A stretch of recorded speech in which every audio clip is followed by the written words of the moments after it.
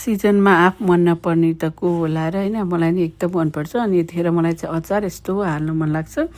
अनि मैले चाहिँ खट्टी-मिठी अचार बनाउनको लागि चाहिँ आधी यति बनाएँ अनि अर्को चाहिँ बट्टामा हाल्नलाई राखेँ।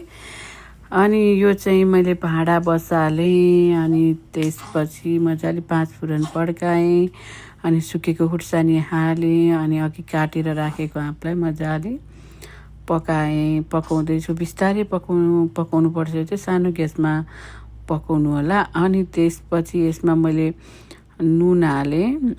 यसलाई अब कतिको हाल्ने। अनि यो मसला चाहिँ सबै मिसिएको मसला चाहिँ एकदम मिक्स मसला जस्तै हो, मिठो हुन्छ। अनि यो पनि राखेँ। अनि मैले घरमै पिसेको जिराको धुलो पनि राखेँ।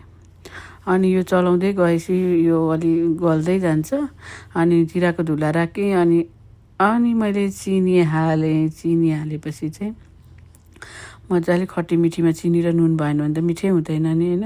यत्तिको भएको छ मेरो चाहिँ। अनि यो लगभग पाक्न लाग्यो। अनि आफूले सेलाउन राख्नु होला 1-1.5 घन्टा। त्यसपछि कन्टेनरमा हालेर अनि हजुरहरूले जति बेला पनि खान सक्नुहुन्छ।